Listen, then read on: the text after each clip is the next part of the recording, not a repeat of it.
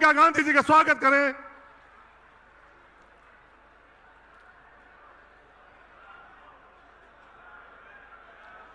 कृपया मेरा आपसे आग्रह है कि अपने स्थान पर बैठे।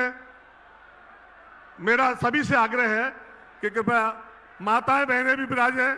महिलाओं से मेरा आग्रह है कि कृपया अपने स्थान पर विराजना कस करें। कृपया सभी से आग्रह है कि अपने स्थान पर विराज जाएं। आप सभी से आग्रह अपने स्थान पर विराजे हैं। अब मैं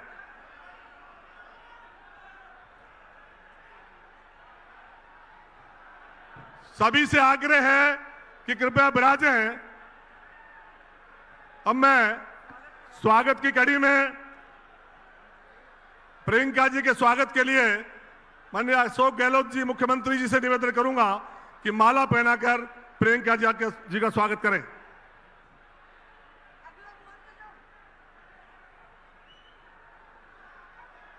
दौसा की शान पीली लुगड़ी, जो राजस्थान की शान है और हिंदुस्तान में पीली लुगड़ी प्रसिद्ध है, ममता जी से आग्रह करूंगा कि पीली लुगड़ी उड़ाकर माननीय प्रियंका गांधी जी का स्वागत करें। अब मैं हमारे राजस्थान के प्रभारी माननीय सुखजिंदर सिंह रंधावा जी से निवेदन करूंगा कि स्मृति चिन्ह भेंट करके प्रियंका जी का स्वागत करें। गोविंद सिंह जी डोटासरा पीसी चीफ से आग्रह है कि वो घोटा प्रस्तुत कर स्वागत करें। मेहंदीपुर बालाजी का घोटा प्रस्तुत करें। अरे साफा ले जाओ, साफा सचिन पायलट जी। अब मैं आग्रह करूंगा अशोक गहलोत जी के स्वागत के लिए परसादी लाल जी मीणा मंत्री और सीताराम मीणा प्रधान बसवा पधारे और माला और साफा के द्वारा अशोक गहलोत जी का स्वागत करें।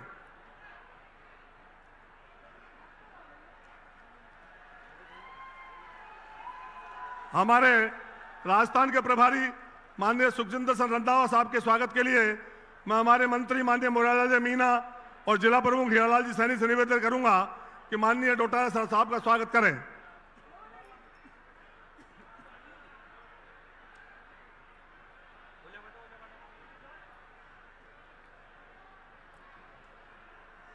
प्रदेश कांग्रेस कमेटी के अध्यक्ष माननीय गोविंद सिंह डोटासरा साहब के स्वागत के लिए मैं आमंत्रित करता हूं श्री जीआर जी खटाना, विधायक और खेमराज मीणा ब्लॉक अध्यक्ष सिकराय।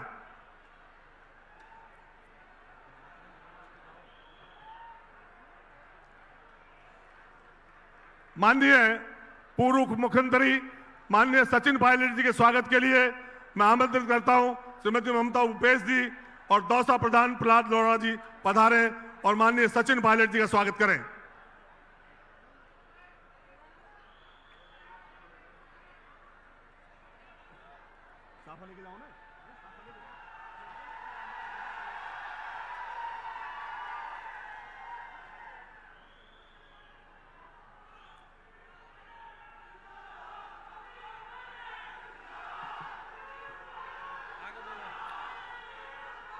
बहुत बहुत धन्यवाद।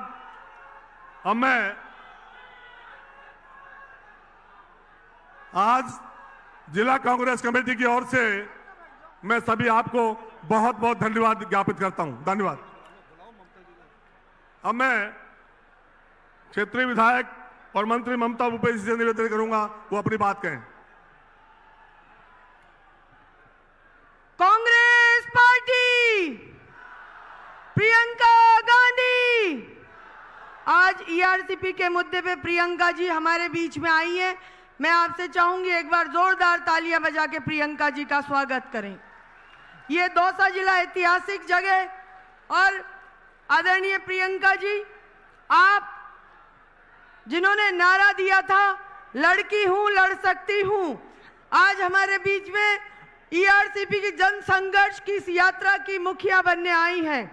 दौसा जिले की जनता अपने आप को आज गौरवान्वित महसूस कर रही है कि आज इंदिरा गांधी जी की पोती, राजीव गांधी जी की बेटी, जिन्होंने इस देश के लिए शहादत दी, उनकी बेटी आज हमारे बीच में हम सबको संबोधित करने आ रही हैं। साथियों, कुर्बानियों के इस इतिहास के साथ ये भूमि आदरणीय प्रियंका जी जहां पे आप और हम सब खड़े हैं, यहाँ हमारे सबके नेता राहुल गांधी जी ने भारत जोड़ो यात्रा का विराम स्थल था, यहाँ पे वो रुके थे। ऐतिहासिक क्षण, ऐतिहासिक जगह, यहाँ पर आप पुनः हमारे भाई आए और आज आप हमारे बीच में आई हैं। मैं आपका दौसा जिले की जनता और सिकराय विधानसभा की तरफ से बहुत बहुत स्वागत, अभिनंदन करना चाहती हूं। मैं अब बहुत ही आदर और सम्मान के साथ में हमारे युवा नेता, पूर्व उप मुख्यमंत्री, पूर्व पीसीसी अध्यक्ष को तालियों की गड़गड़ाहट के साथ आमंत्रित करना चाहूंगी कि आए सचिन पायलट जी और अपनी बात को हम सबको संबोधित करें। आदरणीय सचिन पायलट जी।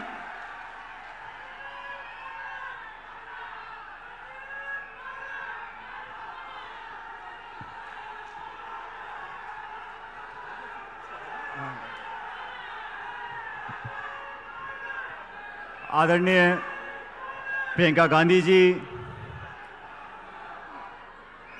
आदरणीय मुख्यमंत्री अशोक गहलोत जी, हमारे अध्यक्ष डोटासरा साहब, विधानसभा के अध्यक्ष सीपी जोशी जी, हमारे प्रभारी रंधावा साहब अभी आपके बीच में भाषण दे रही थी, हमारी क्षेत्रीय विधायक और मंत्री ममता जी, मुरारी मीणा साहब, प्रसाद लाल मीणा जी, खटाना जी, जिले के सभी विधायक, मंच पर उपस्थित हमारी अमृता जी, बाकी सभी हमारे मंत्री, विधायक, नेतागण, पार्टी के पदाधिकारीगण, युवा कांग्रेस के, महिला कांग्रेस के, सेवा दल के सभी नेतागण जो आज मौजूद हैं, मैं एक बार पुनः अपनी तरफ से, आप सब लोगों की तरफ से आदरणीय प्रियंका जी का दौसा आने पर बहुत बहुत स्वागत करता हूं। प्रियंका जी आज यहां पर आई हैं हमको संदेश देने के लिए, और राजस्थान के अंदर जो चुनाव होने वाले हैं, किन मुद्दों पर हम आगे बढ़ रहे हैं, हमारी पार्टी की सोच क्या है और किन मुद्दों को लेकर हमारी पार्टी, हमारा संगठन आने वाले चुनाव को जीतने जा रहा है, किन मुद्दों को रेखांकित करना है, इस पर आदरणीय प्रियंका जी हमारी आपको अपनी बात बताएंगी। साथियों, ये सिकराय विधानसभा क्षेत्र, ये दौसा जिला, ये पूरा इलाका, यहाँ के क्षेत्र के लोगों ने हमेशा से कांग्रेस पार्टी का साथ दिया है, और कांग्रेस पार्टी ने जो विकास, प्रगति, लोगों की देखरेख, 36 कौमों को प्यार और प्रेम देकर आगे बढ़ाने का काम किया है। मुझे गर्व है कि इस जिले से यहाँ का सांसद मैं आपके बीच में रहा हूँ, और आपने हमेशा, हमारे हाथ की पहचान है, इस हाथ की पहचान को आपने हमेशा बरकरार रखा और हमेशा वोट और समर्थन देकर हमको ताकत दी है। प्रियंका जी, आज यहाँ पर हमारी सरकार है, केंद्र में भाजपा की सरकार है। इस पूरे 12-13 जिलों के अंदर जो हमारी ईआरसीपी की योजना थी, जो भाजपा के काल में बनी थी, इन 5 सालों में हमारी सरकार ने उस पर काम किया है। लेकिन यहाँ के लोगों को, यहाँ की जनता को, यहाँ कर विशेष रूप से किसानों को जो दिक्कतों का सामना करना पड़ रहा है, वो सिर्फ इसलिए करना पड़ रहा है कि केंद्र की सरकार भेदभाव की भावना से काम कर रही है। केंद्र की सरकार में 25 के 25 मंत्री भाजपा के हैं, पूर्ण बहुमत की सरकार है। प्रधानमंत्री मोदी जी ने अजमेर में आकर राजस्थान में एक नहीं 2-2 बार कहा था कि ईआरसीपी की परियोजना को हम राष्ट्रीय परियोजना घोषित करेंगे। अब उनके मंत्री और सांसद, उनकी सरकार, सिर्फ कांग्रेस की सरकार यहां पर है, इसलिए हमारे किसानों के साथ भेदभाव कर रहे हैं। इस हृदय की योजना हो, पानी की परियोजना हो, पेयजल की परियोजना हो, हमारी सरकार ने बहुत अच्छा काम इस क्षेत्र में किया है। और अभी भी जो डीपीआर बना है, उसमें इस क्षेत्र के अगर कोई गांव पंचायत रह गए हैं, हमारी सरकार दोबारा बनेगी, उन गांव पंचायतों को डीपीआर में हम शामिल करवाएंगे ईआरसीपी की। इस बात को मैं आपको आश्वासन देना चाहता हूं। 4 प्रदेशों में चुनाव है, मध्य प्रदेश में, छत्तीसगढ़ में, तेलंगाना में। अभी प्रियंका जी और आदरणीय राहुल गांधी जी तेलंगाना में थे एक दिन पहले। वहां पर सब लोग मान चुके हैं कि कांग्रेस की लहर चल रही है। प्रचंड बहुमत के साथ हम तेलंगाना में सरकार बनाने जा रहे हैं, मध्य प्रदेश में बनाएंगे, छत्तीसगढ़ में रिपीट करेंगे, और राजस्थान के अंदर जो 30 साल की परिपाटी होती आई है कि 5 साल बीजेपी और 5 साल कांग्रेस, इस परिपाटी को तोड़ना पड़ेगा बहनों भाइयों। इस काम को आप लोग कर सकते हो, दौसा जिला कर सकता है, सिकराय के लोग कर सकते हैं। और आप लोगों पर मैं ऐसा मानता हूं कि मेरा एक विशेष अधिकार है। इस क्षेत्र के लोगों ने, इस जिले के लोगों ने, हर कौम बिरादरी धर्म के लोगों ने हमेशा हमको विशेष आशीर्वाद दिया है। स्वर्गीय पायलट साहब यहां से 5-6 बार सांसद रहे, रमा जी नहीं, मैं भी यहां पर आपका बीच सांसद रहा। और मुझे याद है प्रियंका जी, मैं पहली बार यहां चुनाव लड़ने आया 2004 में, मेरी चुनावी सभा थी, सोनिया गांधी जी विशेष रूप से यहां पर आई थी, दौसा कॉलेज में हमारी सभा थी। उनकी सभा से जो आशीर्वाद हमको मिला, मुझको मिला, मैं मात्र 26 साल की उम्र में यहां से सांसद बनकर गया था। मैं आज इस मौके पर सोनिया जी का भी और क्षेत्र की जनता का बहुत धन्यवाद करना चाहता हूं, क्योंकि दौसा की पहचान आज देश भर में कांग्रेस के एक मजबूत गढ़ के नाम से हो गई है। और आप लोगों का श्रेय जाता है, इसलिए आपकी जिम्मेदारी बढ़ गई है, आपका दायित्व बढ़ गया है। पूरा देश देख रहा है कि राजस्थान की जनता किस करवट बदलेगी। जब मुश्किल समय आता है, आप लोगों ने मुझे और हम सबको आशीर्वाद दिया, प्यार दिया। जब दिक्कत का समय आया, अच्छे समय में, खुशियों में सब शामिल होते हैं, लेकिन दुख, परेशानी, कठिनाई में सिर्फ अपने शामिल होते हैं। और यहाँ का जो संबंध है इस मिट्टी का, यहाँ के लोगों का, वो इस जीवन में तो टूटने वाला नहीं है, और मैं तो अगले में नहीं टूटने दूंगा, मैं आपको वादा कर जाता हूं। और आज प्रियंका जी हमारे बीच में आई हैं, राहुल गांधी जी हमारे बीच में यात्रा कर गए थे। इस क्षेत्र की जनता ने हमेशा कांग्रेस पार्टी को मदद करी है, ताकत दी है। हम लोगों ने बढ़िया काम किया है। आपके बीच में जो विकास हुआ है, हमारे मंत्री, जिले के 2-2, 3-3 मंत्री हैं, विधायक हैं, सबने मिलकर आपका विकास किया है। आज हम उम्मीद आपसे करते हैं कि सभा के बाद एक ऐसी लहर जिले पूरे क्षेत्र में होनी चाहिए कि एक एक सीट कांग्रेस पार्टी जीत कर जानी चाहिए। एक एक सीट पर यहां पर उम्मीदवार कांग्रेस पार्टी का जीतना चाहिए। किसी का अगर कोई मनभेद है भी, छोटा मोटा मनमुटाव, उसको भूल जाओ। और जैसा राहुल गांधी जी बोल रहे हैं, नफरत की दुकान में, नफरत के बाजार में मोहब्बत की दुकान खोलनी है। अब तो मोहब्बत की चर्चा कल भी हो गई, आज भी हम लोग कर रहे हैं। मोहब्बत आपस में जोड़नी है, सब लोगों को साथ लेकर चलना है। और प्रियंका जी, आपके हर बार राजस्थान पर आने से कांग्रेस का वोट लगातार बढ़ता जा रहा है। भाजपा के लोग चिंतित हैं, परेशान हैं, घबराए हुए हैं, समझ में नहीं आ रहा किसको कहां पर टिकट दें।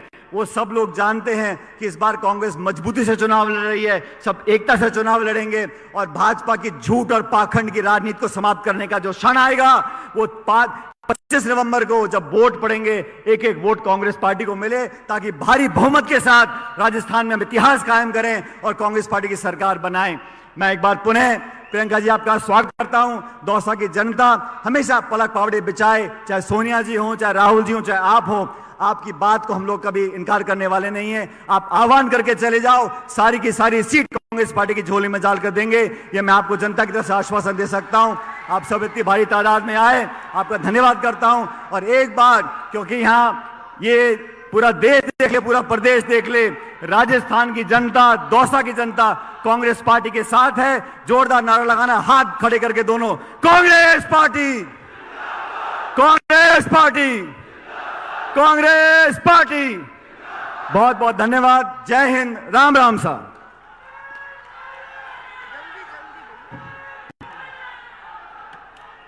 मैं अब बहुत ही आदर के साथ में हमारे राजस्थान प्रदेश कांग्रेस कमेटी के यशस्वी अध्यक्ष, जुझारू और संघर्षशील व्यक्तित्व के धनी, किसान के बेटे सम्मानीय गोविंद सिंह डोटासरा जी को आमंत्रित करना चाहूंगी कि वो आए और जनसभा को संबोधित करें। सम्मानीय गोविंद सिंह डोटासरा जी। राम राम साहब। आज हमारे लिए बहुत ही सौभाग्य का दिन है कि हमारे बीच में अखिल भारतीय कांग्रेस कमेटी की महासचिव, हमारी नेता आदरणीय प्रियंका गांधी जी आई हैं। हम सब तालियों की गड़गड़ाहट के साथ उनका हार्दिक अभिनंदन करें, स्वागत करें। आदरणीय मुख्यमंत्री अशोक गहलोत जी, आदरणीय हमारे प्रभारी रंधावा साहब, आदरणीय सीपी जोशी जी, आदरणीय हमारे सचिन पायलट साहब, ममता भूपेश जी, तमाम मंत्री, विधायक, संगठन के लोग, हमारे सह प्रभारी राठौड़ साहब, हमारी बहन अमृता धवन जी, तमाम आदरणीय बुजुर्गों, युवा भाइयों, माताओं, बहनों और पत्रकार बंधुओं, आदरणीय प्रियंका जी ने आज आकर के हमारी इस ऐतिहासिक सभा को सफल बनाया। हम उनको सुनना चाहेंगे, लेकिन मैं एक बात निवेदन करना चाहता हूं कि देश के प्रधानमंत्री जी ने 2 बार पिछले चुनाव से पहले प्रदेश के लोगों के साथ ये वादा किया था कि हम अगर केंद्र की दोबारा 2019 में सत्ता में आए तो हम ईआरसीपी को राष्ट्रीय परियोजना घोषित करेंगे।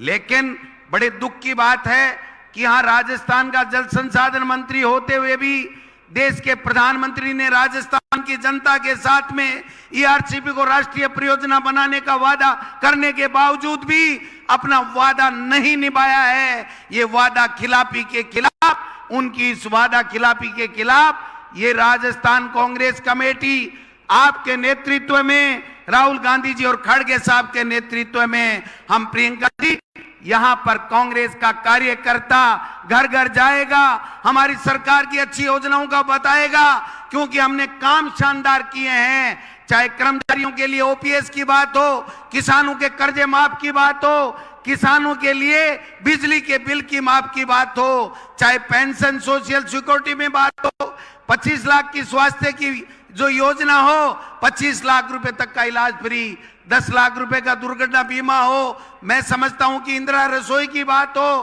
तमाम वो सारे के सारे काम हमने जो जनता के दिल में था वो काम करने का काम राजस्थान की हमारी सरकार ने किया है। कांग्रेस का कार्यकर्ता हमेशा बब्बर शेर की तरह गांव-गांव जा रहा है, ढाणी-ढाणी जा रहा है और बता रहा है कि आप बताइए कि केंद्र की मोदी सरकार ने जो वादे किए थे, चाहे वो महंगाई कम करने का वादा किया था, चाहे वो बेरोजगारों को रोजगार देने का वादा किया था, चाहे किसानों की दुगनी आमदनी करने का वादा किया था, वो वादे नहीं निभाए। उल्टे 3 काले कानून ला करके किसान को खून के आंसू रुलाने का काम किया। लेकिन उल्टे हमारी सरकार ने 16,000 करोड़ रुपए का कर्जा भी माफ किया। और जिस ईआरसीपी हम आज बात करने के लिए आए, जो केंद्र की सरकार हमें वादा खिलाफी कर रही है, ईआरसीपी को राष्ट्रीय परियोजना नहीं बना रही है, उस ईआरसीपी की योजना को हमारी सरकार ने दोनों बजटों में 23,000 करोड़ रुपए बजट देकर के चालू करने का वादा निभाने का काम किया है। एक तरफ केंद्र की वो मोदी सरकार है जो वादा खिलाफी करती है, जो 9 साल पहले जो वादे किए थे न उनको पूरा कर रही है, न किसान का ध्यान में है, न माता बहनों का ध्यान में है, केवल झूठे वादे करके वोट की फसल काट करके राजनीति कर रहे हैं। आदरणीय प्रियंका जी, जब आप टोंक में निवाई में आई थी, उसके बाद में एक वातावरण बना है, हमारी माताएं बहनें कह रही हैं कि अब की बार 2023 का चुनाव हम माता और बहनें प्रियंका जी की बात के ऊपर मोड़ लगा करके राजस्थान में ऐतिहासिक समर्थन के साथ में राजस्थान में कांग्रेस की सरकार बनाएंगे। और 2023 में कांग्रेस की सरकार बनेगी तो ये मान के चलना 2024 में मोदी सरकार का दिल्ली से तख्ता पलट होगा, इस बीजेपी का सुपड़ा साफ होगा। ये मैं निवेदन करने के लिए आया हूं। आज आप सब लोग प्रियंका जी को सुनना चाहते हैं, हम सब लोग प्रियंका जी को सुनना चाहते हैं, इसलिए मैं ज्यादा लंबी चौड़ी बात नहीं करूंगा, केवल एक बात करूंगा कि हमारे पास बताने के लिए बहुत कुछ है। हम एकजुट हैं, एक साथ हैं और सत्ता और संगठन ने समन्वय के साथ मिलकर के काम किया है। अब मैं निवेदन करना चाहता हूं कि दूसरी तरफ भारतीय जनता पार्टी बिखरी पड़ी है, इनके जो चेहरे फीके हो गए 10 साल में, जो सांसद उनको उतार करके वो केवल 2023 की लड़ाई नहीं लड़ना चाहते हैं, उनको पता है 2023 में नहीं जीतेंगे, केवल और केवल अपनी 2024 की एंटी कैपेसिटी को खत्म करने के लिए ये इस तरीके की लिस्टें जारी कर रहे हैं। भाई और बहनों, हमको गांव-गांव ढाणी-ढाणी जाना है, 1 मिनट भी व्यर्थ नहीं गंवाना है। हमारे पास में योजनाएं हैं, हमारे पास में बूथ लेवल अध्यक्ष से लेकर के संगठन खड़ा हो गया है, हमारे पास में नेतृत्व है, खड़गे साहब का, राहुल गांधी जी का आशीर्वाद हमको मिल रहा है, आगे भी मिलता रहेगा। प्रियंका जी आई हैं, मैं चाहता हूं कि माननीय प्रियंका जी आप 25 तारीख को फिर राजस्थान में आकर के धूम मचा दें। और मैं कहना चाहता हूं ये राजस्थान हमारे कांग्रेस के कार्यकर्ता जीत करके आपकी झोली में डालेंगे। इन्हीं शब्दों के साथ आप सब लोग पधारे, आपका बहुत बहुत स्वागत, धन्यवाद। जय हिंद, जय भारत, जय कांग्रेस। अब मैं आमंत्रित करना चाहूंगी राजस्थान के यशस्वी मुख्यमंत्री, गरीबों के मसीहा और जननायक, जिन्होंने राजस्थान की जनता को संभालने का प्रयास किया। मैं चाहूंगी तालियों की जोरदार गड़गड़ाहट के साथ में मुख्यमंत्री जी का स्वागत करें।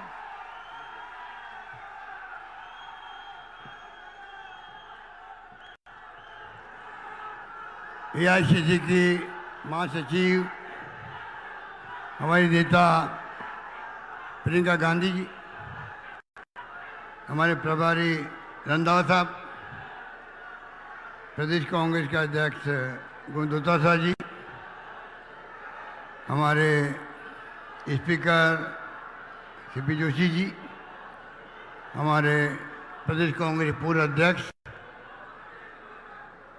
Sachin Pilot ji, chairman campaign committee Govind Ram Meghwal ji, आपकी लोकप्रिय विधायिका ममता भूपेश जी,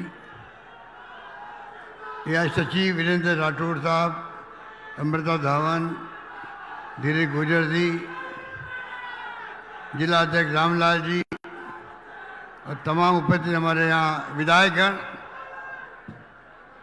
भाइयों और बहनों, नौजवान साथियों, मैं सबसे पहले अपनी ओर से, आप सबकी ओर से हमारी नेता प्रियंका गांधी जी का हार्दिक स्वागत करता हूँ। मुझे खुशी है दूसरी बार वो अभी निभाई आई थी लगभग 20-25 दिन पहले, और आज शिकराई के अंदर क्षेत्र में आपके बीच में आई हैं। जो आप में उत्साह है, यहाँ पर ये सैलाब उम्र पड़ा है, इस बात का प्रतीक है कि आपका आशीर्वाद, आपका प्यार, आपकी मोहब्बत, आपका विश्वास हम सबके साथ में है, कांग्रेस के साथ में है। मुझे यकीन है कि जो काम 5 साल किए हैं, मैंने कोई काम नहीं किया।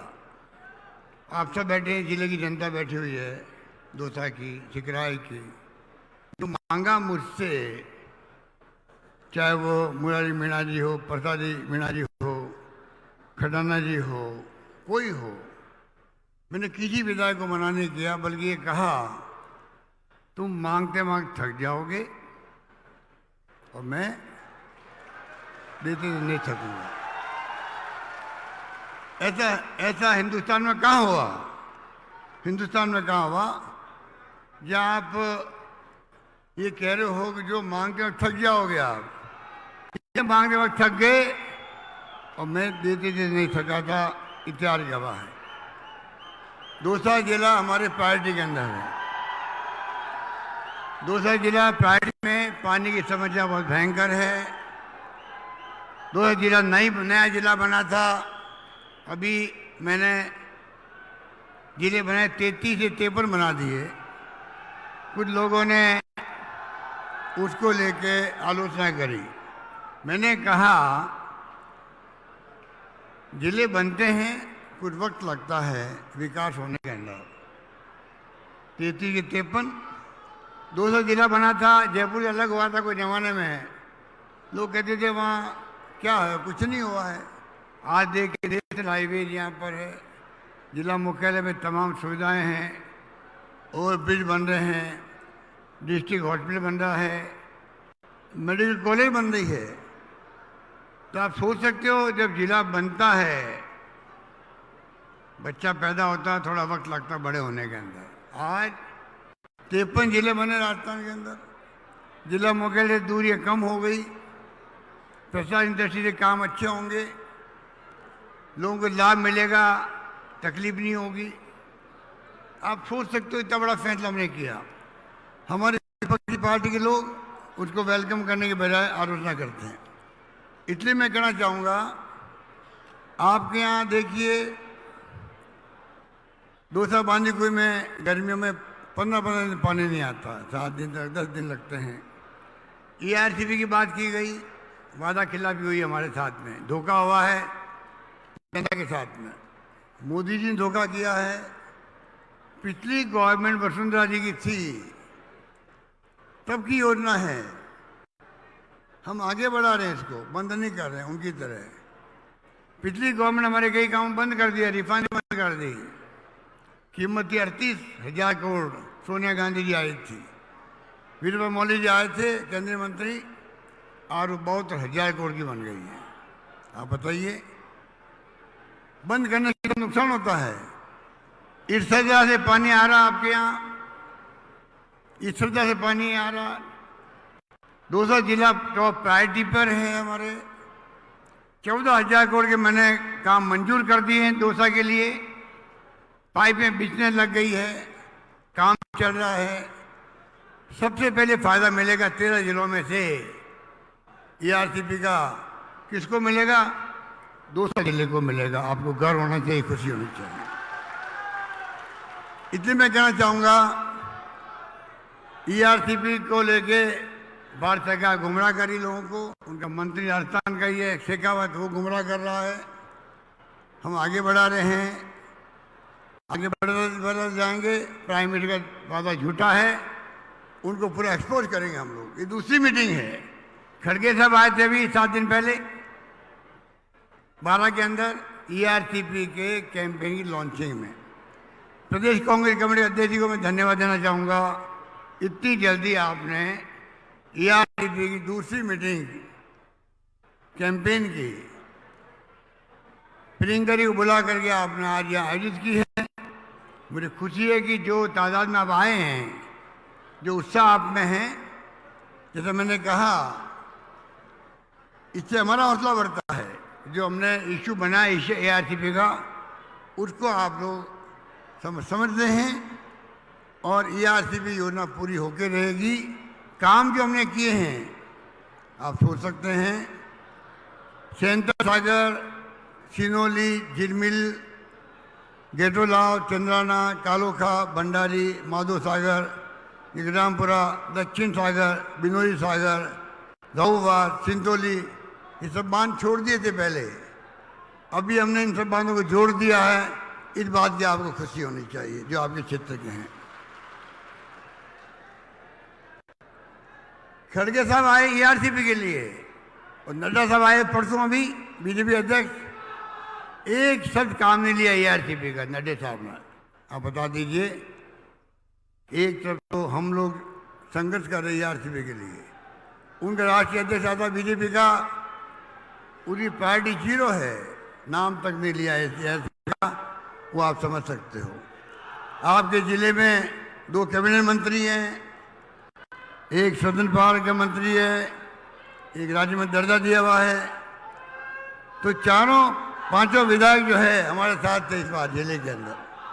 हम चाहेंगे, जो मांगा मुझसे चिकराई में कॉलेज खुलना किसे कहते हैं, आज गीजगढ़ में कॉलेज, सिकंदरा में कॉलेज खोली गई, भंडारी में कॉलेज खोली गई, सिकराई में कॉलेज खोली गई, बरावड़ा में कॉलेज खोली गई। 5 कॉलेज खुल जाए 5 साल में, कभी 70 साल में कभी हुआ है? कभी हुआ है 70 साल के अंदर? 250 कॉलेज खोली थी हमने, इन 5 साल में 310 कॉलेज खोल दी।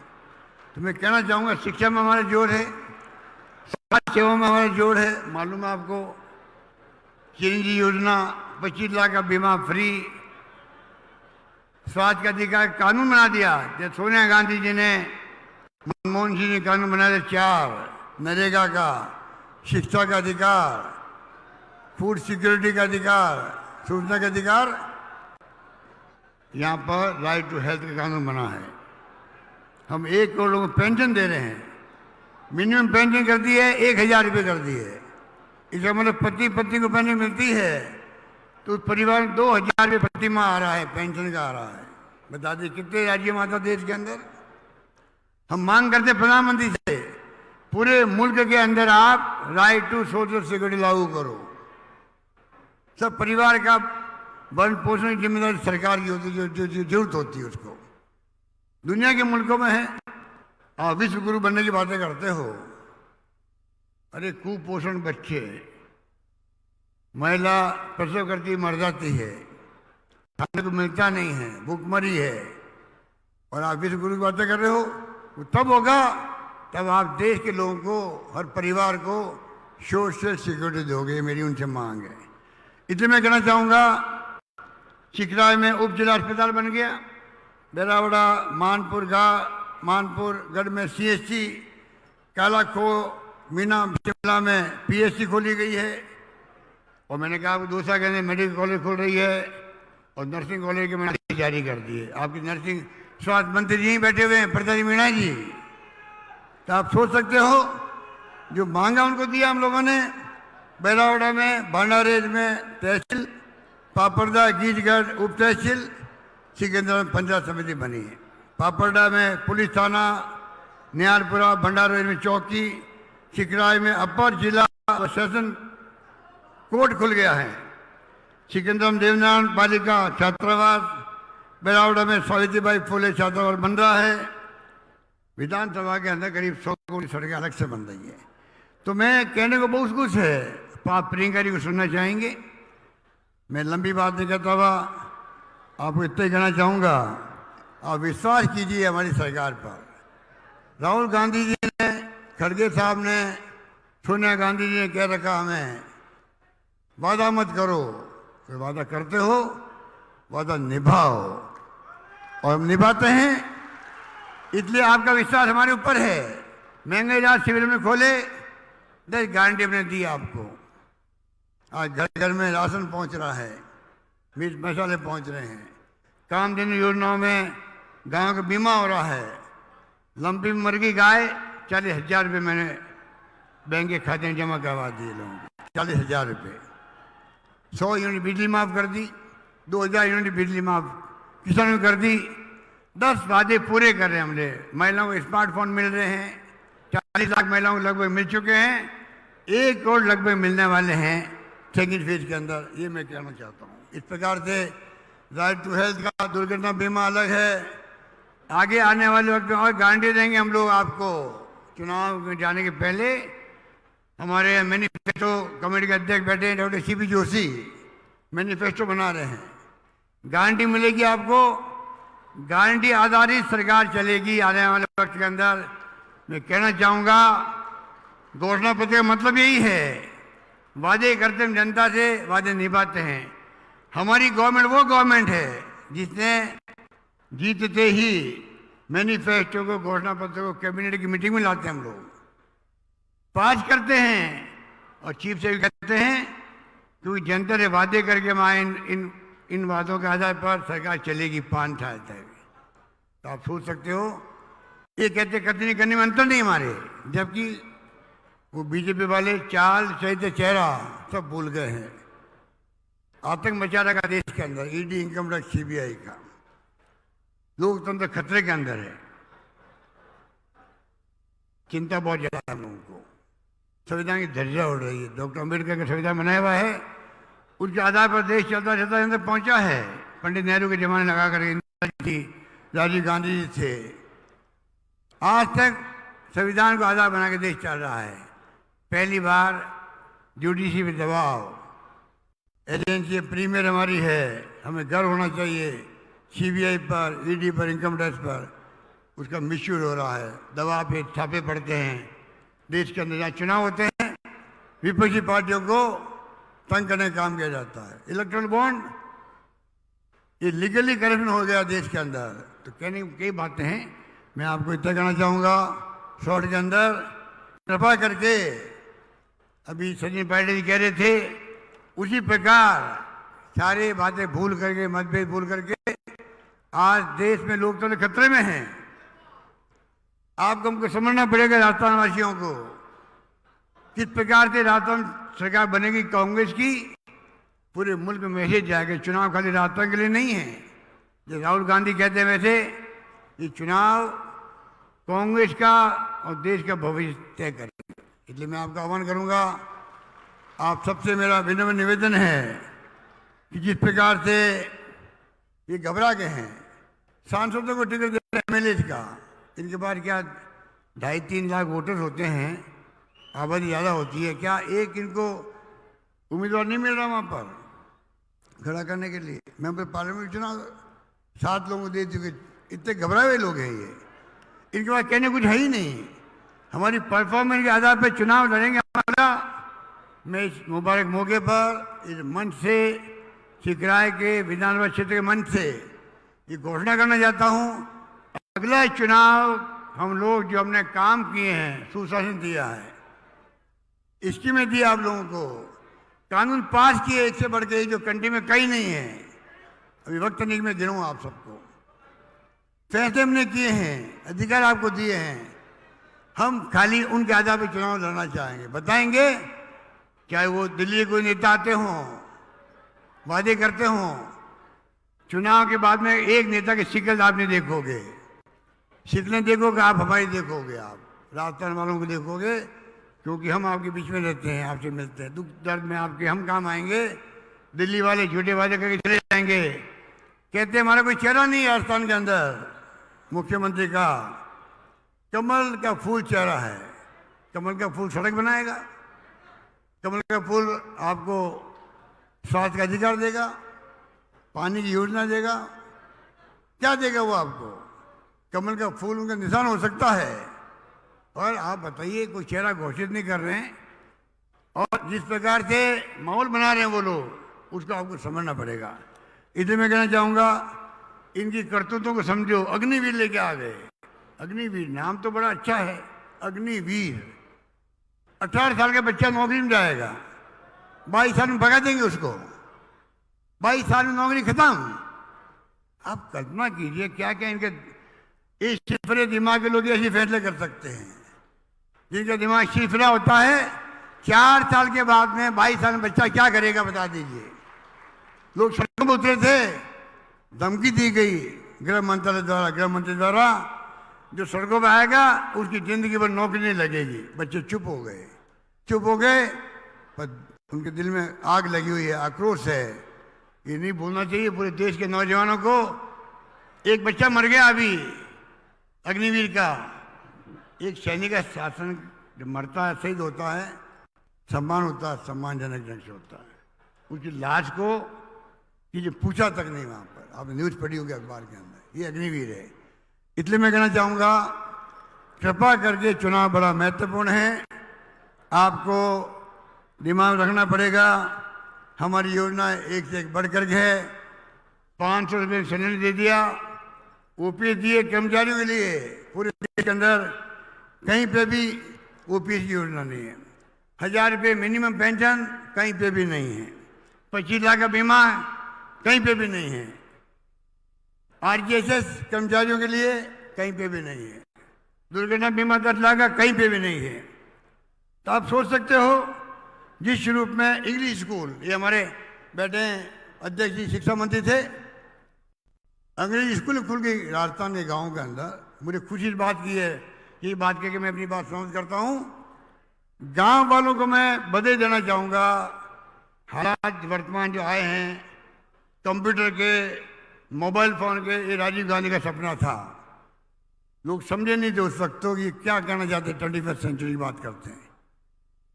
ये सपना वो था कंप्यूटर का, आईटी बेस का। आईटी बेस नंबर 1 है देश के अंदर, राजस्थान नंबर 1 है देश के अंदर आईटी गवर्नेंस के अंदर।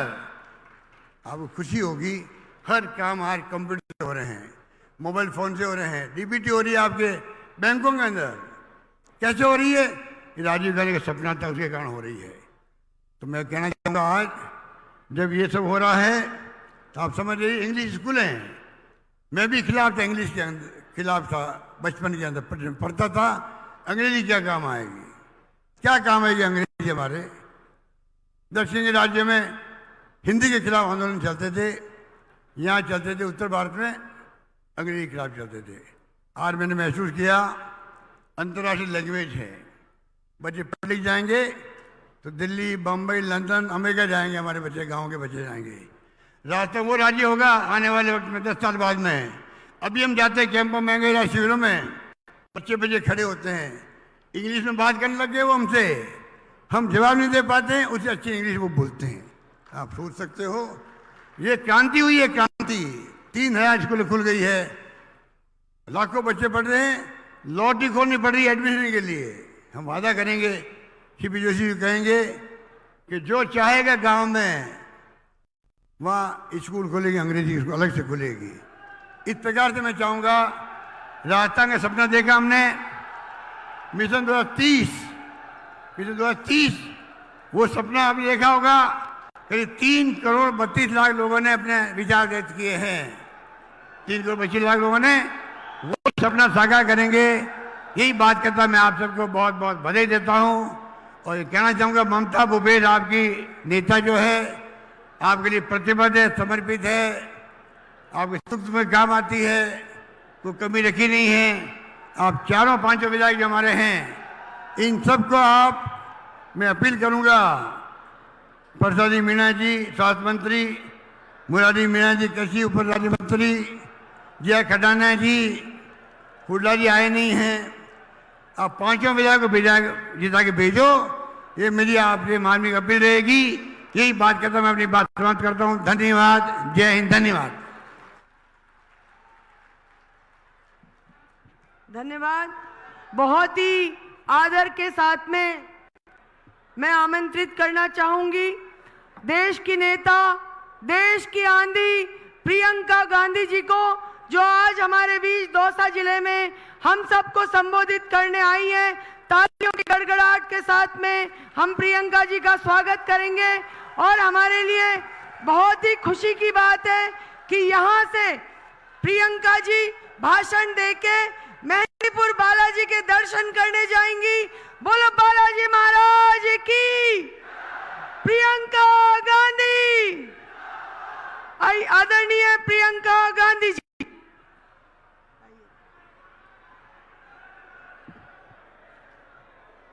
सारा भाइया बहनन को राम राम सा।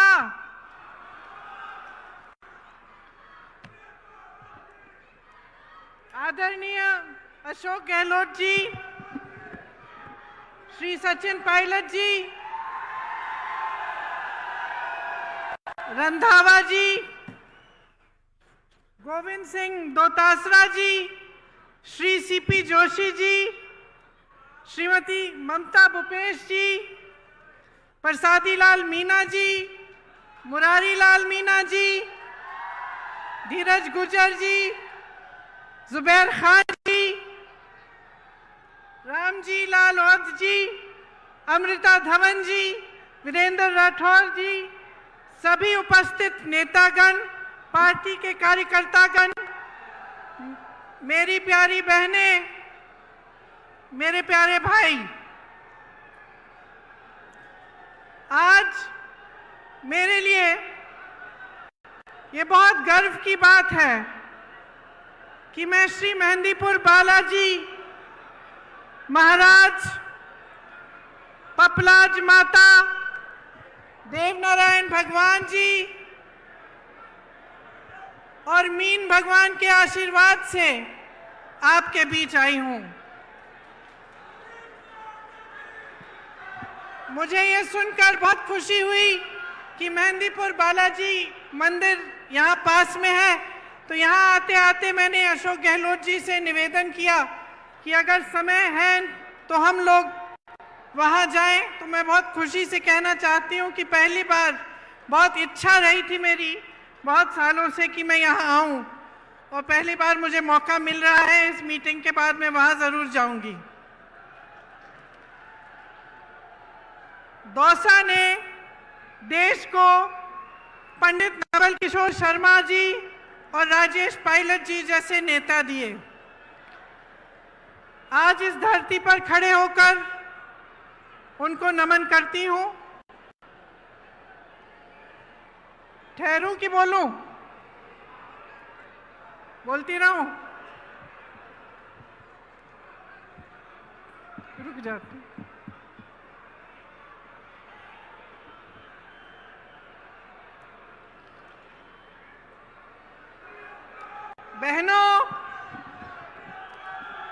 बहनों, आजकल आपके खेतों में बहुत काम है।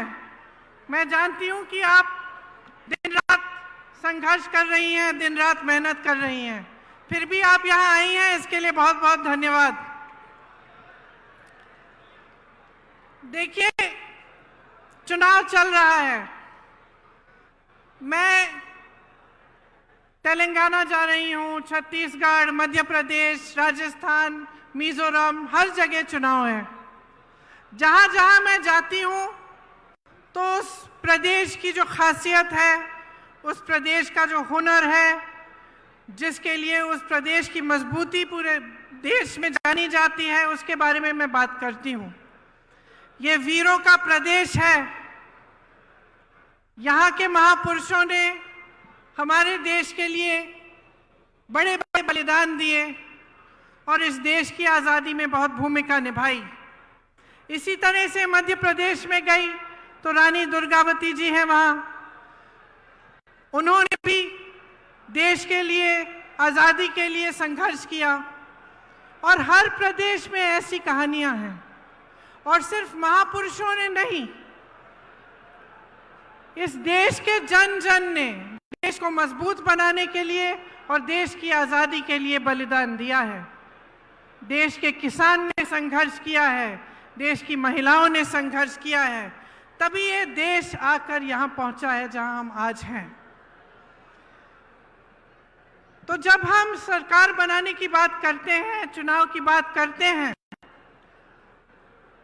तो हमें ये सोचना बड़ा ज़रूरी है कि हम सरकार से क्या उम्मीद रखते हैं। ये देश, ये प्रदेश जिसके लिए हम सब मेहनत करते हैं, जिसके लिए हम सब संघर्ष करते हैं, इसकी सरकार हमारे लिए क्या करेगी, ये सोचना बहुत ज़रूरी होता है। आपका जीवन का सफ़र मुश्किल है। मेरी बहनें खेतों में काम करती हैं, घर गृहस्थी को संभालती हैं, बच्चों के परवरिश को देखती हैं। मेरे भाई खेती करते हैं, जो किसान भाई हैं, आपके बच्चे बड़े होकर जवान बनते हैं, सरहद पर देश की सुरक्षा करते हैं। आप इस देश की रीढ़ हैं, इस देश को आपने बनाया है। तो इस जीवन के सफ़र में जो संघर्ष से भरा हुआ है, मुश्किलों से भरा हुआ है, इस सफ़र में आप सरकार से क्या उम्मीद रखते हैं? आप सरकार से ये उम्मीद रखते हैं कि आपकी जीवन की जो मुश्किलें हैं उसे कम करने का प्रयास करे। आप सरकार से ये उम्मीद रखते हैं कि आपके जीवन संघर्ष में आपका साथ दे। जब आपदा आए तो आपको राहत मिले। जो खेती का काम आप कर रहे हैं उसमें आपको सुविधा मिले। जो मेरी बहनें बच्चों के परवरिश कर रही हैं, उनको मदद मिले, ताकि आपका भविष्य और आपके बच्चों का भविष्य, जिसके लिए आप दिन रात मेहनत करते हैं, वो उज्जवल हो सकता है। यही उम्मीद रखते हैं ना आप? ये उम्मीद रखते हैं आप सरकार से?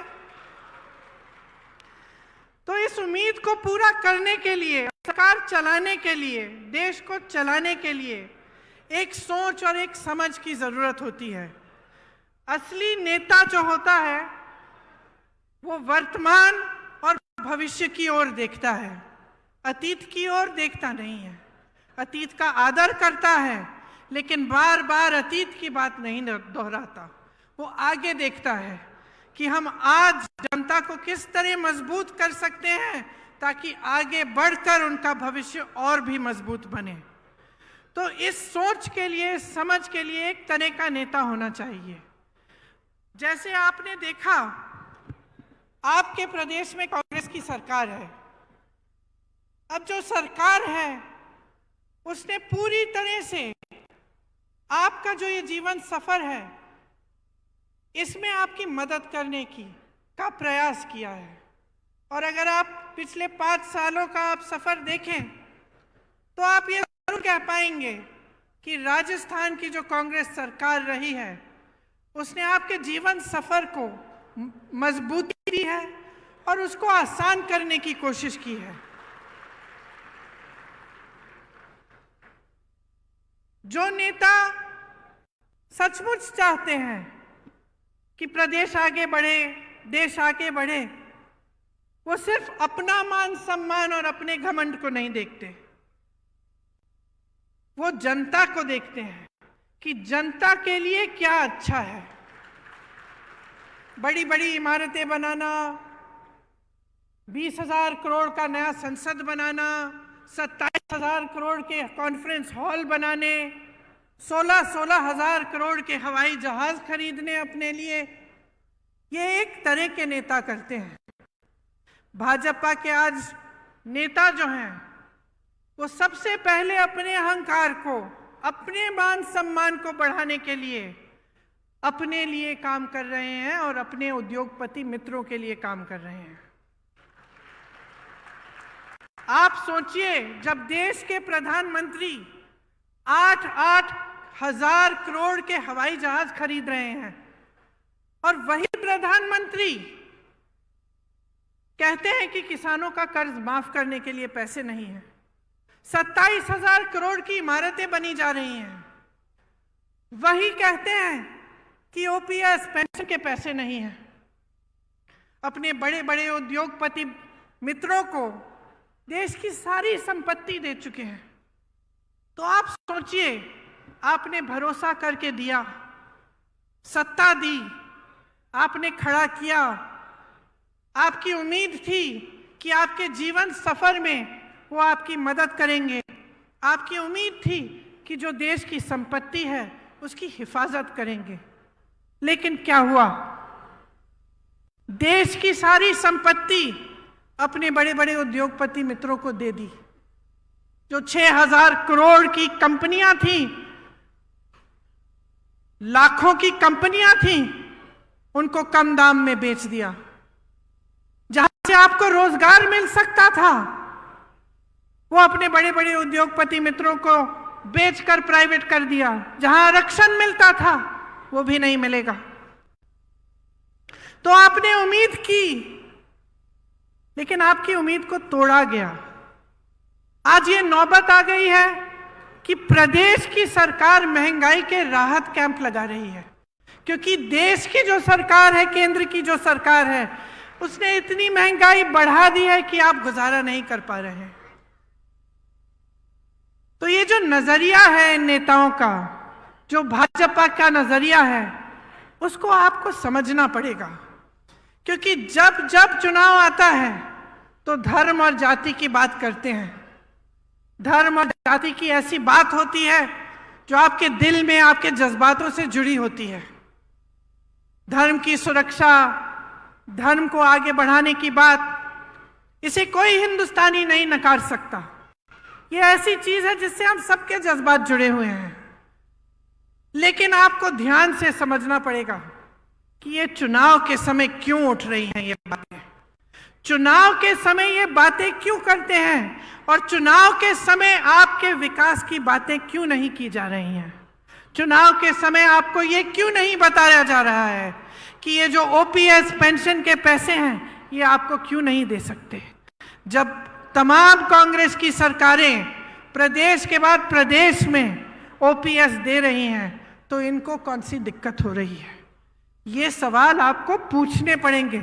और आपको अच्छी तरह से समझना पड़ेगा कि ये जो दो तरह की राजनीति हैं जो आज देश में चल रही हैं, इनमें से आपको कौन सी चुननी है। आपको एक ऐसी राजनीति चुननी है जो सिर्फ आपकी जज्बातों की बात करती है चुनाव के समय, लेकिन आपके काम की बात नहीं कर रही है, या आपको एक ऐसी राजनीति चुननी है जो सुबह से शाम तक आपकी काम की बात करे, जो आपके जीवन की मुश्किलों को दूर करने की बात करे। देखिए, अगर जनता का कल्याण होना है तो ऐसी राजनीति से होगा जो सेवा भाव, करुणा भाव और जनता को सर्वोपरि रखने की राजनीति हो। लालच, महत्वाकांक्षा, अहंकार की राजनीति आपको आगे नहीं बढ़ाएगी। इसीलिए जब हमारे प्रधानमंत्री जी यहां आकर दुनिया भर की बातें करते हैं बहुत नकारात्मक बातें भी करते हैं, तो हमें सोचना चाहिए कि ये हमारे लिए सकारात्मक बात क्यों नहीं कर रहे हैं। आपने तो देखा ही होगा, मैंने टीवी पे देखा, पता नहीं सच है कि नहीं, देवनारायण जी के मंदिर में शायद गए थे कुछ समय पहले और एक लिफाफा डाला है। अब मैंने टीवी पे देखा कि 6 महीनों बाद वो प्रधानमंत्री जी द्वारा डाला गया लिफाफा खोला जा रहा है। जनता सोच रही है कि भगवान जाने क्या होगा इस लिफाफे में। देश के इतने बड़े नेता प्रधानमंत्री जी आए थे, वो लिफाफा डाल के गए हैं। लिफाफा खोला, 21 रुपए निकले।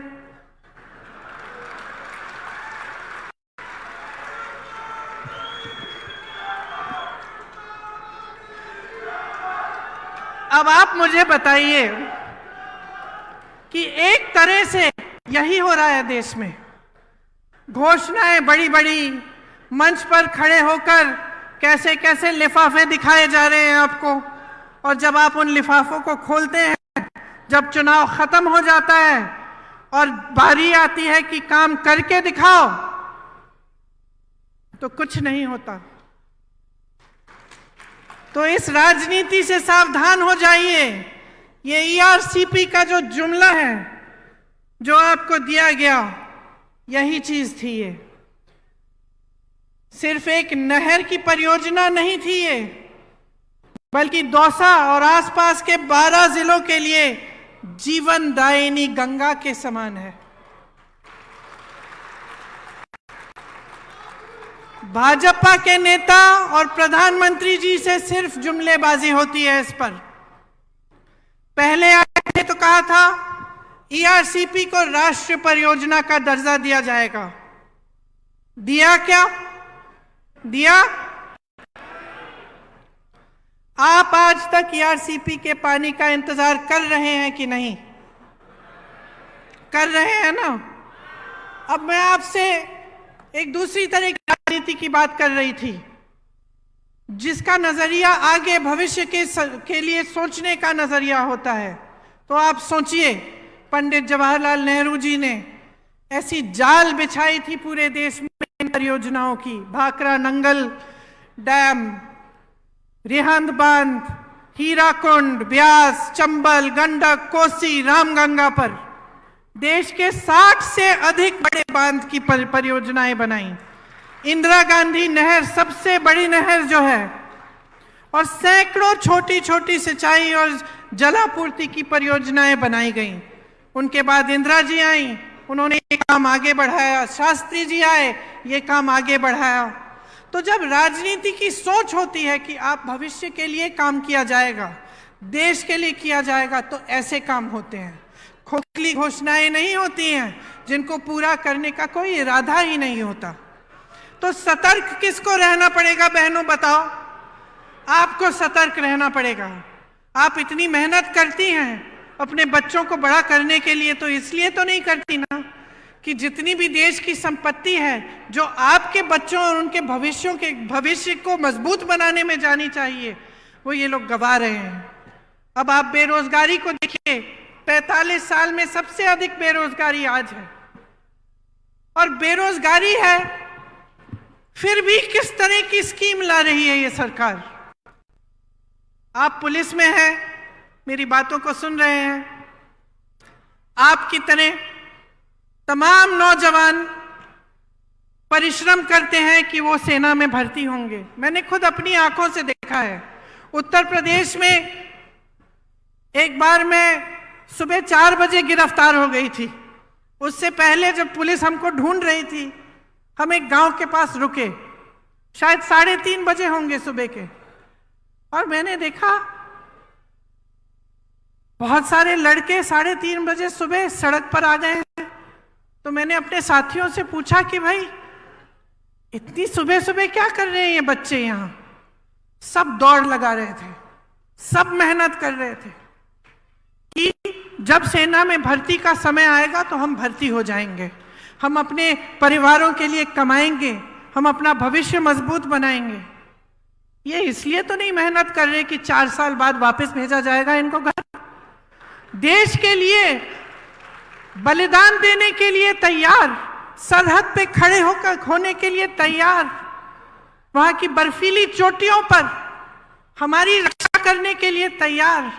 और आपने अग्निवीर जैसे स्कीम निकाल ली, जिसके जरिए 4 साल बाद ये बच्चे जिन्होंने इतनी मेहनत की, जो इतनी इच्छा से देश के लिए तैनात होने के लिए तैयार हैं, उनका भविष्य ही आपने खत्म कर लिया। इस तरह की स्कीम लाएगी क्या सरकार? जहां जहां आज मैं जाती हूं, नौजवान मिलते हैं, कहते हैं हमें जाना ही नहीं है, अब हम तो कोशिश भी नहीं करेंगे। इस साल शायद सबसे कम एप्लीकेशन गए होंगे, क्योंकि कोई मेहनत नहीं करना चाहता इतना कि 4 सालों में आपको घर जाके वापस गांव आना पड़ेगा। जब हम नौकरी के लिए इच्छा करते हैं, कोशिश करते हैं, तो सबसे बड़ी चीज क्या होती है कि हमें सुरक्षा मिलेगी, हम कमाएंगे, अपने माँ बाप की देखभाल करेंगे, अपने परिवारों को मजबूत बनाएंगे और जीवन भर हमें कुछ मिलता रहेगा। तो इसी तरह से पेंशन की बात है, जब सरकारी नौकरी के लिए जाते हैं लोग, तो एक बड़ी चीज होती है कि पेंशन मिलेगा, कि नौकरी 20 साल की नौकरी करने के बाद जब रिटायर होंगे तो कोई तो होगा हमें पूछने वाला, सरकार से हमें कुछ मिलता रहेगा। वो भी खत्म हो गया। तो आप बताइए, भयानक बेरोजगारी है। जहां जहां से रोजगार बन सकता था उसको तो आपने गवा दिया। बड़े बड़े PSU थे, BHEL जैसे, सब अपने उद्योगपति मित्रों को दे दिए। जो किसान थे, हैं, खेती करते हैं, एक जमाने में खेती से रोजगार बनते थे, गांव में रोजगार बनते थे मनरेगा के द्वारा। मनरेगा को भी इन लोगों ने कम कर दिया। ऊपर से नए रोजगार नहीं बन रहे हैं। जो छोटी दुकानें थी, जो छोटे कारोबार थे, छोटे बिजनेस थे, वो भी नौकरी देने के काम करते थे, उनको भी आपने खत्म करने के कगार पे डाक कर दिया है। आपने GST थोपी, इन पे नोटबंदी थोपी, छोटे दुकानदार GST में उलझ गए एकदम। तो जहां से रोजगार बनने थे, वो सारी जो जितनी भी जगह थी जहां से रोजगार बन सकते थे, उनको आपने खत्म कर दिया। महंगाई आपने ऐसे बढ़ा दी कि मेरी बहनें दुकान जाती हैं कुछ खरीदने के लिए, खाली हाथ वापस आती होंगी, क्योंकि कुछ मिलता नहीं है, कुछ खरीद नहीं पाती हैं। इतना संघर्ष कर रही हैं, बच्चों की फीस भरनी होती है, छत में से पानी टपक रहा है उसकी मरम्मत करनी है, या फिर कोई बीमार पड़ता है उसका इलाज करना है। तो टेंशन ही टेंशन होता है कि किस तरह से हम ये कर पाएंगे, क्योंकि कहीं से कमाई नहीं हो रही है। तो अगर ये परिस्थितियां हैं पूरे देश में, और हम प्रदेश की सरकार के द्वारा पूरी कोशिश कर रहे हैं कि इन परिस्थितियों से आपको निकाल पाएं, कि हम आपकी मदद कर पाएं, और अशोक गहलोत जी की सरकार है जिसमें तमाम ऐसी स्कीमें आई हैं जिससे आपकी सहायता होती है और आपको इन संघर्षों का सामना करने की मजबूती मिलती है। जैसे यहाँ पे जो बिजली आपको मिलती है, वो दूसरे प्रदेशों में ऐसे नहीं है। आपने सुना होगा कि प्रधानमंत्री के बड़े उद्योगपति मित्र हैं, अभी हाल ही में ये बात बाहर आई कि इंडोनेशिया से कोयला खरीद के यहाँ लाते हैं, और लाते लाते उसका दाम दुगना बढ़ा देते हैं। तो जो बिजली की बिल आपकी चढ़ती चली जा रही है, वो सारे इन उद्योगपतियों के जेब में जा रहे हैं पैसे। और सरकार को रोकना चाहिए, सरकार को रास्ता दिखाना चाहिए, लेकिन सरकार और इनको मजबूत करने का काम कर रही है और आपके जेब से पैसों को निकाल कर अपने बड़े बड़े उद्योगपति मित्रों को दे रही है। तो जैसे मैंने कहा, अब राजस्थान की हमारी प्रदेश की सरकार है। आप जानते हैं कि महंगाई के राहत कैंप राजस्थान सरकार ने आपके लिए लगाए। किससे बचाने के लिए? उस महंगाई से बचाने के लिए जो केंद्र सरकार की वजह से, जिससे आप जूझ रहे हैं।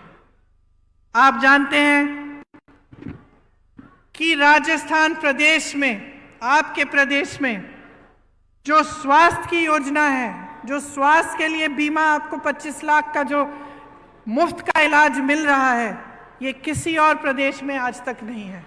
पहला प्रदेश है। शायद अभी अभी छत्तीसगढ़ में भी कुछ समय पहले शुरू किया गया है, वो भी कांग्रेस की सरकार है।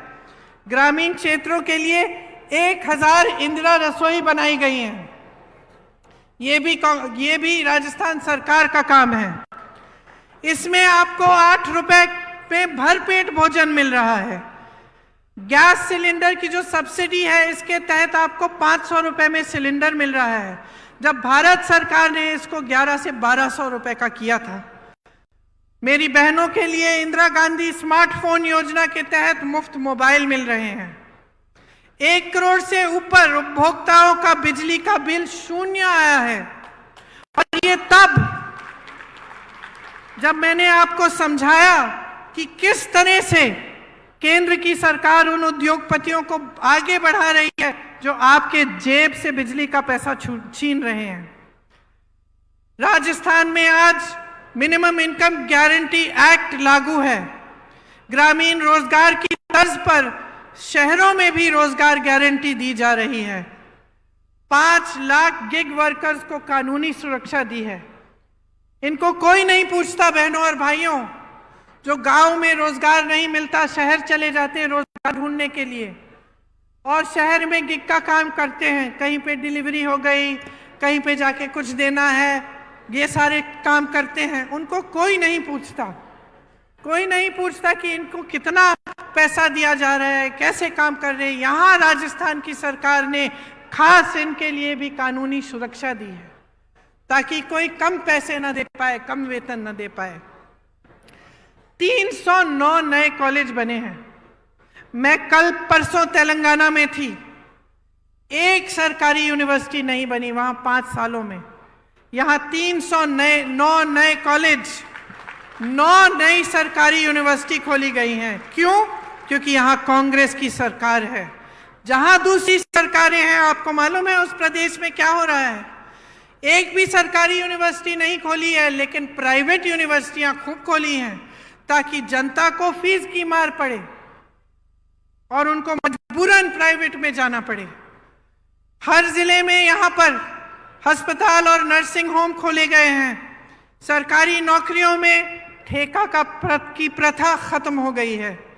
21 लाख किसानों को 14,000 करोड़ कर्ज माफ किए, और अन्नपूर्णा फूड पैकेट के माध्यम से आपको गेहूं, दाल, चीनी, तेल, नमक और मसाले मिलते हैं। लेकिन बहनों और भाइयों, ये सब काम भाजपा को पच नहीं रहे हैं, क्योंकि जब हम अपने प्रदेशों में जहां कांग्रेस की सरकार है इस तरह का काम करके दिखाते हैं, तब उन पर मजबूरी होती है कि वो भी अपने प्रदेशों में करें, और वो भी ऐसी घोषणाएं करें, और वो ऐसा नहीं करना चाहते। उनकी सारी सरकारें सिर्फ बड़े उद्योगपतियों के लिए चलती हैं, उनमें गरीबों के लिए, मिडिल क्लास के लिए कोई सोच ही नहीं है। उनसे पूछिए, प्रधानमंत्री जी जब यहां आते हैं उनसे पूछिए, वो ये कहते हैं कि आप मेरे नाम पर, मोदी जी के नाम पर आप वोट डालिए। पूछिए, क्या प्रधानमंत्री पद छोड़कर यहां आकर मुख्यमंत्री बनने वाले हैं? क्या उनको अपनी पूरी पार्टी में कोई चेहरा नहीं मिल रहा? पूछिए ना उनसे।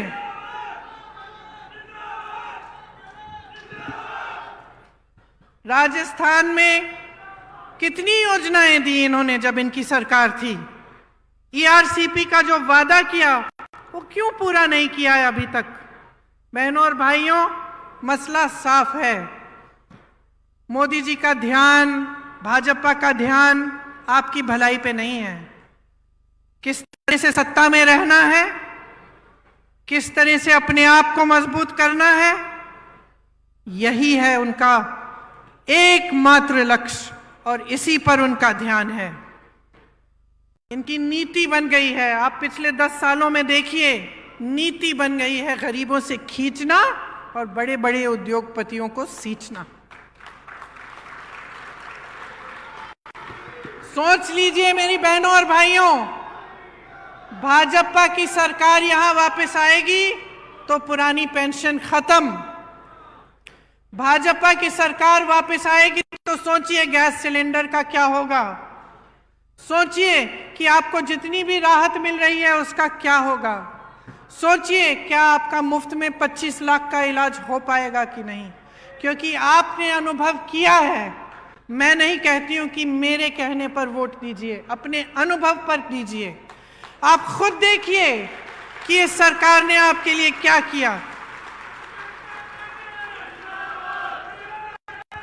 भाजपा आपके बारे में नहीं सोच रही है, वहां स्वार्थ हावी है। सब नेता खुद को मुख्यमंत्री घोषित कर रहे हैं, कहीं की ईंट कहीं का रोड़ा, भानुमति ने कुनबा जोड़ा, मोदी जी के अहंकार ने कुनबा तोड़ा। आज पूरी पार्टी बिखरी हुई है, एकजुट होने का नामो निशान नहीं है। यहां पूरी पार्टी एकजुट होकर मंच पर बैठी है। राजस्थान का रिवाज बदल डालो, राजस्थान का रिवाज बदल डालो। इस बार दोबारा कांग्रेस को लाओ।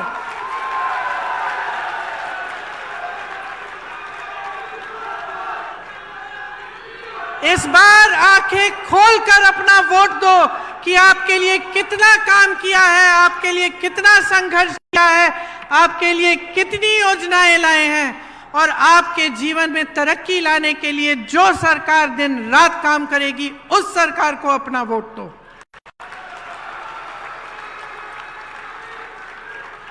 एक तरफ गहलोत जी का अनुभव है,